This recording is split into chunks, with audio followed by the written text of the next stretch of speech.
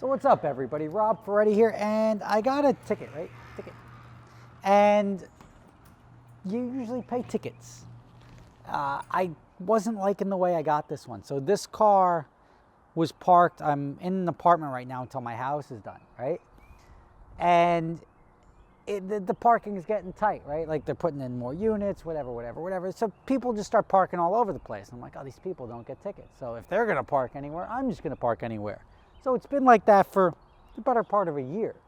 And then I came out to my car the other day and I had that ticket on my windshield. And I'm like, what the F? Like, why? Like, I get it. If you're going to start issuing tickets, and it's not the complex, it's the town, somebody's got to go out and say like, hey, by the way, starting on X date, you guys can't park here anymore. Maybe you put a little piece of paper on the thing, on everybody's car that are illegally parked, so people know not to park in somewhere where they're not. And then I realized, like, you know, I could fight this, I could pay this, or I could ignore it.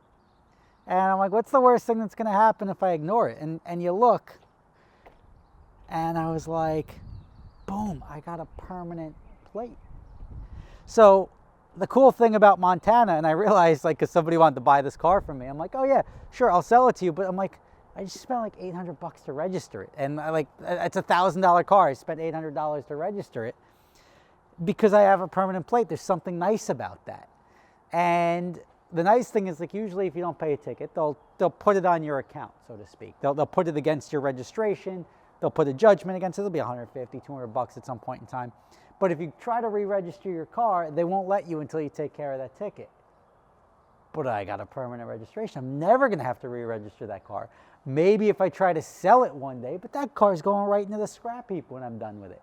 So if I do decide not to sell it, that car will effectively die with a pile of tickets on it, I guess. Because, like, I think that's a hidden benefit of having a permanent plate if you plan on keeping a car for a while, is that the tickets don't really mean anything. You can just let them pile up.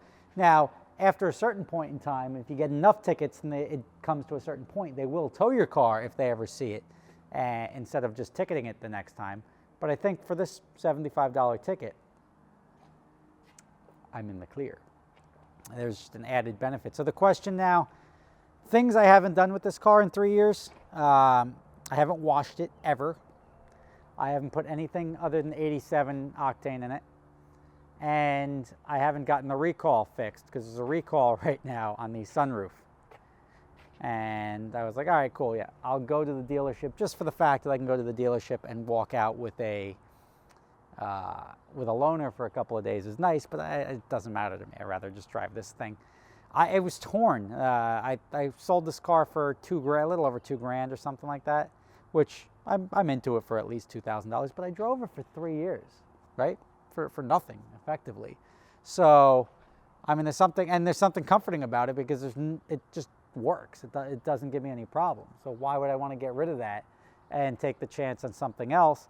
But I've got that Rolls Royce or Bentley. I'm probably leaning more towards the Bentley that Cosmo's got, that I was going to rock for the summer anyway, which makes this an extra car. The only problem is now I got to register another car for another $800, and this just works. I mean, there's something about something that just works that's so much better than something that doesn't, like that crappy ass donk over there, which again just requires a mechanic right now.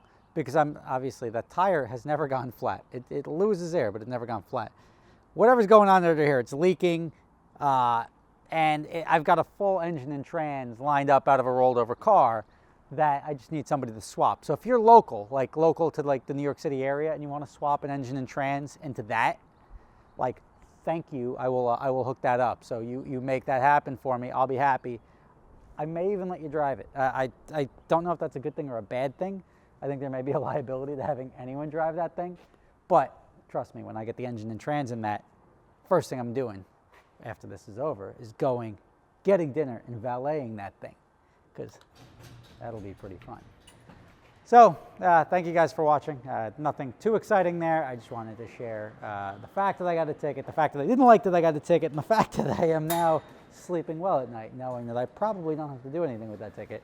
I could just let it go. I'll let you know if something happens, but like my Chevy Volt, I never made a follow-up video on that, a video on the Chevy Volt, because they never charged me anything. Like, I returned my Chevy Volt like a full month at least a month later. And not one bill, not one invoice, nothing. So like, it's weird, but like you got to assume some of these big companies are probably pretty sloppy. I mean, I'm sure the car had to go somewhere. It's probably not just sitting back at La Source of Chevy doing nothing, but such is life. So don't overthink it. Don't like, I could have gone to the court. I could have dealt with this ticket. I could have like argued, why'd you do that? And I'm like, I'd just rather ignore it. So I'll let you know how that goes. Rob Ferretti, thanks for watching. So you guys are familiar with my other company, Adventure Drives, right? Well, this year we've got 2 trips coming up. One, which is starting in Seattle and ending in Jackson Hole in July. That's going up through the Canadian Rockies, coming down through Banff, Yellowstone, Glacier National Park, and Grand Teton National Park. It's going to be phenomenal.